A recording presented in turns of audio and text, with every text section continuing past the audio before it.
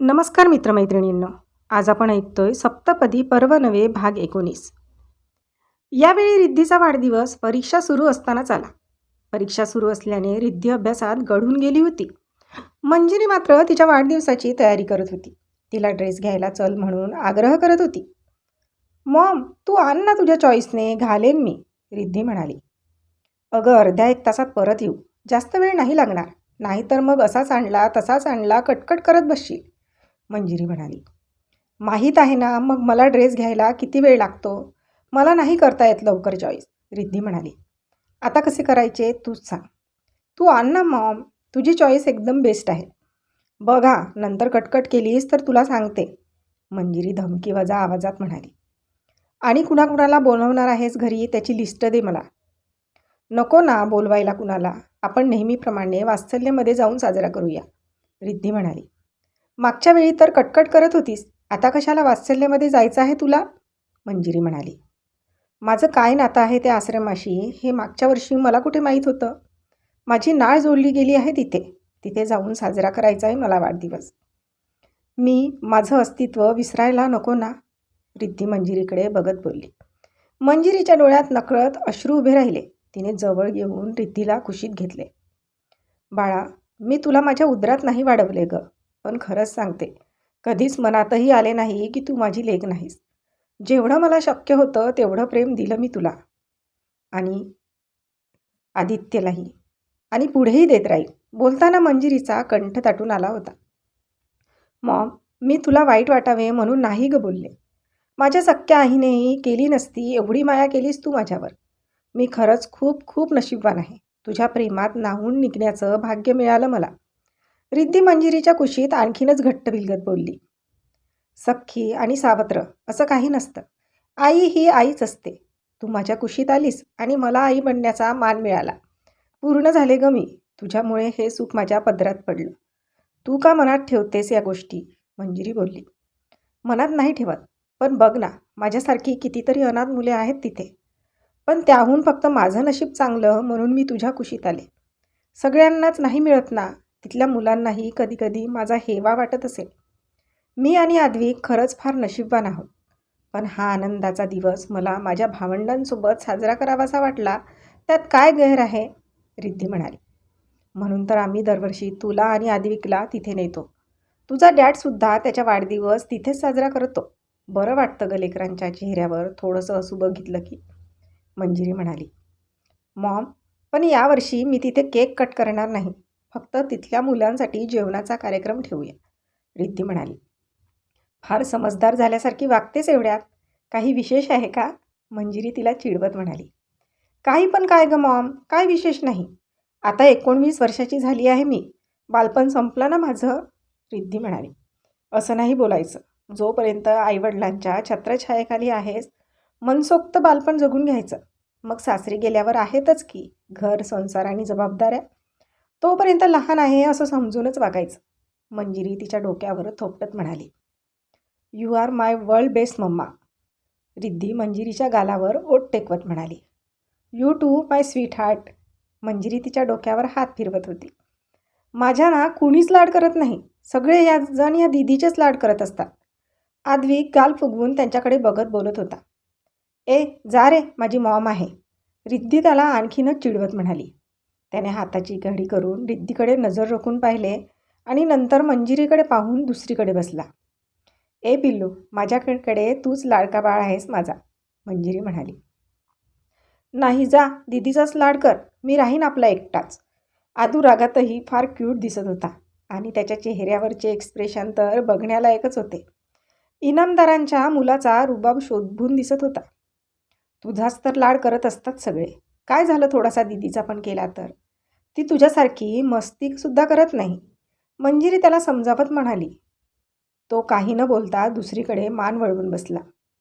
नाकावरच्या रागाला औषध काय, गालावरच्या फुग्यांचं म्हणणं तरी काय, मंजिरी गाणे गुणगुणत त्याच्या जवळ आली. रिद्धीसुद्धा गाऊ लागली होती, पण आधू आता चांगलाच रुसला होता. तो काही ऐकायलाच तयार नव्हता. राहू दे ग, त्याला नको त्रास देऊ. चल आपण पिझ्झा बनवणार होतो ना, मंजिरी म्हणाली. विसरलेच होते मी. मॉम, आता थोडा कमी बनवावा लागेल ना. एक जण रुसलाय तर पिझ्झा पण खाणार नाही, रिद्धी गालात हसत म्हणत होती. नको मला तुमचा पिझ्झा. मी डॅडला सांगेन माझ्यासाठी पिझ्झा आणायला, आदू म्हणाला. काय झालं माझ्या नटकट कन्हैयाला? का ग त्रास देत असतास त्याला सारखीच? अरुंधती बाहेरून येत बोलल्या.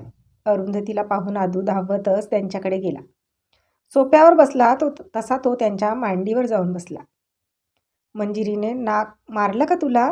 चांगलाच कान पकडते मी तिचा आता, अरुंधती मंजिरीकडे बघून डोळा मारत म्हणाल्या.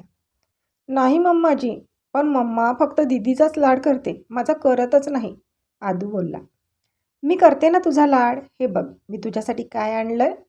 अरुंधती त्यांच्या पर्समधून त्याच्या आवडीचे चॉकलेट्स काढत म्हणाल्या. मम्माजी, मी एकटाच खाणार, दीदीला देणारच नाही, आद्विक म्हणाला. ठीक आहे, तू एकटाच खा. मॉम, चल आपल्याला पिझ्झा बनवायचा आहे ना, रिद्धी म्हणाली. दोघीही किचनमध्ये गेल्या. मम्माजी, मला पण पिझ्झा हवा आहे, आदू म्हणाला. थांब हा, आपण बाहेरून मागवूया. तिच्या लक्षात आलं होतं आदू रुसलाय म्हणून. मला मॉमच्या हातचा हवा आहे, तिच्या हातचा पिझ्झा बेस्ट लागतो, आदू छोटासा चेहरा करून म्हणाला. सांग ना तिला तुलाही पिझ्झा खायचा आहे म्हणून. नाही, मी रुसलोय ना तिच्यावर. ठीक आहे, माझ्यासाठी म्हणून मागते तिला, चालेल, पण लपून खा हा तू, अरुंधती म्हणाल्या. हो हो चालेल, आदू हसत म्हणाला. मग आज काय काय मस्ती केलीस, अरुंधती विचारत होत्या. मस्ती करायला कोणीच नाही, शाळेला सुट्ट्या लागल्यात तर सगळेजण गावाला गेले, म्हणून तर मला घरी एकटंच खेळावं लागतं. कम्प्युटरवर गेम खेळत बसलो मी शहाण्यासारखा, आदू म्हणाला. अरे वा, मग रुसायला काय झालं? ते मॉम खेळत नाही ना माझ्यासोबत, दीदी पण सारखा अभ्यासच करत असते, मला खूप बोर होतं ग, आदू म्हणाला. टी व्हीवर कार्टून्स लावायचे ना, बघितलेत ते पण. माझ्यासोबत तुलाही नेता येत नाही, इकडे तिकडे पळत असतोस, मी म्हातारी तुझ्या मागे कुठे धावणार, अरुंधती बोलल्या. मंदिरात जातेस ना, मला नव्हतं यायचं तिथे, मला प्ले स्टेशनला जायला आवडतं, आदू म्हणाला. तुझा डॅड आला की जा हा त्याच्यासोबत. डॅड उशिरा येतो ना, मी सांगणार आहे डॅडला मला प्ले स्टेशनला घेऊन चला म्हणून. थोड्याच वेळात मंजिरी आणि रिद्धी पिझ्झा घेऊन बाहेर आल्या. चला, कुणाकुणाला पिझ्झा खायचा आहे, रिद्धी म्हणाली. मंजिरी, माझ्यासाठी माझ्या रूममध्ये दे बाळा पिझ्झा, अरुंधती म्हणाल्या. मम्माजी, तू पिझ्झा खात नाहीस ना, रिद्धी त्यांच्याकडे बघत म्हणाली. आज खायची इच्छा झाली, त्या डोळ्यांनी आदूकडे इशारा करत म्हणाल्या. ठीक आहे, ये ना मग, बस आमच्यासोबत डायनिंगवर, रिद्धी बोलली. नको ग, फ्रेश होऊन माझ्या रूममध्ये खाते, अरुंधती आदूचा हात धरून आपल्या रूममध्ये गेल्या. रिद्धीने पिझ्झा त्यांच्या रूममध्ये आणून दिला. मंजिरी आणि रिद्धीला माहीत होते पिझ्झा आदूसाठीच द्यायचा आहे. थोड्या वेळाने मंजिरी आणि रिद्धी दोघीही अरुंधतीच्या रूममध्ये आल्या. आद्विक मिटक्या मारत पिझ्झा खात होता. रिद्धी हाताची घडी घालून त्याच्याकडे बघायला लागली. मंजिरीने जाऊन आद्विकच्या पाठीवर हात फिरवला. आता गेला ना मॉमवरचा राग, मंजिरीने त्याला हळूच विचारले. नाही गेलाय, मम्माजी खा म्हणाली म्हणून खात आहे मी पिझ्झा. खा रे बाळा, तुझ्याचसाठी केला होता, तू नाही खाल्लास तर आमच्या तरी घशाखाली उतरणार आहे का, मंजिरी त्याला थोपटत म्हणाली. खोटं बोलतेस, दीदीसाठी केलास ना. दोघांसाठीही केला रे, दीदी आणि तू वेगळे आहात का, अरुंधती बोलल्या. ती केवढा लाड करते तुझा आणि तू आपला नेहमीच रागात असतोस, मंजिरी म्हणाली. माझ्यासोबत खेळत नाही ना ती. अरे तिची एक्झाम सुरू आहे, संपली की खेळेल, दीदीचा बर्थडे आहे ना आता, असं करतात का, मंजिरी म्हणाली. दीदीचा बर्थडे आहे, हे मग मी मज्जा करणार, आद्विक खुश होत म्हणतो. कसली मज्जा करणार आहेस तू, असाच करायचा आहे साधासा, रिद्धी म्हणाली. आदू परत तोंड वाकडं करून तिला वाकुल्या दाखवल्या. दोघांची मस्ती पुन्हा सुरू झाली. आदू रिद्धीला चिडवून पळून गेला, तीही त्याच्या मागे धावायला लागली. अरे हळू, पडशील आद्विक, रिद्धी तू तरी ऐकतेस का, मंजिरी मागून ओरडत होती, पण त्यांची पळापळी चाललेली होती. ती चालू असतानाच हर्ष आला. काय चाललं तुम्हा दोघांचं, हर्ष दारातूनच विचारत होता. आद्विक त्याच्या मागे जाऊन लपला. रिद्धी शांत होऊन सोप्यावर बसली. डॅड बघ ना, दीदी पळते माझ्या मागे, आदू छोटासा चेहरा करून म्हणाला. तू नक्कीच काहीतरी मस्ती केली असणार, हर्ष म्हणाला. ते चिडवलं मी दीदीला, आदू चेहऱ्यावर निरागस भाव कायम ठेवत बोलला. हर्षने त्याला उचलून कडेवर घेतले. अरे थोडी मस्ती करत जा ना बाळा, किती वेळा असतोस, मग लागतं ना तुलाच. मग मला बोर होतं ना डॅड घरी. तू मला प्ले स्टेशनलाही घेऊन जात नाहीस.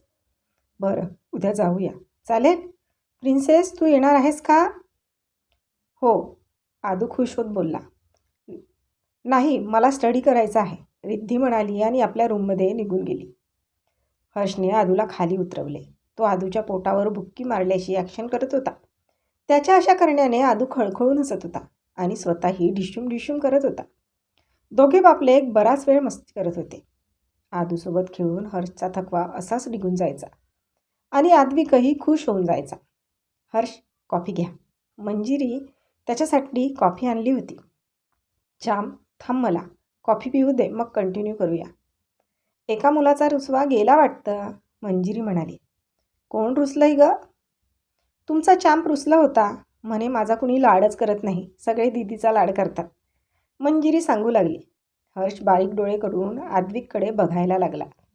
नाही डॅड, मी ते असंच. तू करतोस ना माझा लाड, आद्विक म्हणाला. बघा कसा पार्टी बदलतो, मंजिरी म्हणाली. त्याला थोडं बाहेर घेऊन जात जा, कंटाळत असेल तो घरी. शाळेत गेलं की मित्रांसोबत खेळणं होतं. आता मित्रही नाही आहेत त्याचे, हर्ष म्हणाला. नेते, मला वेळ मिळेल तसा, पण आज मला जास्तच कामं होती. तुला किती वेळा सांगितलं म्हणू, आणखी सर्वच ठेव. कामात राहिल्याने मुलांकडे लक्ष कसे देता येईल, त्यांना वेळ देणं जास्त महत्त्वाचं आहे, हर्ष म्हणाला. तुमचं म्हणणं पटतंय मला. रिद्धीचा वाढदिवस येतोय ना, म्हणून थोडी तयारी, मंजिरी म्हणाली. सगळं बाहेरून बोलवूया, तू घरी काही करत बसू नकोस. फक्त तिच्यासाठी कपडे तेवढे घेऊन या. तिला वेळ नाही, तिने माझ्यावरच सोपवलंय सगळं.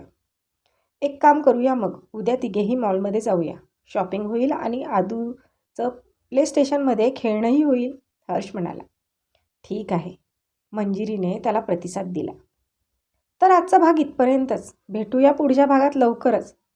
तोपर्यंत आमच्या या भागाला लाईक आणि कॉमेंट्स करायला विसरू नका. आणि अजूनपर्यंत आमच्या चॅनलला सबस्क्राईब केले नसेल तर लगेच सबस्क्राईब करा. धन्यवाद.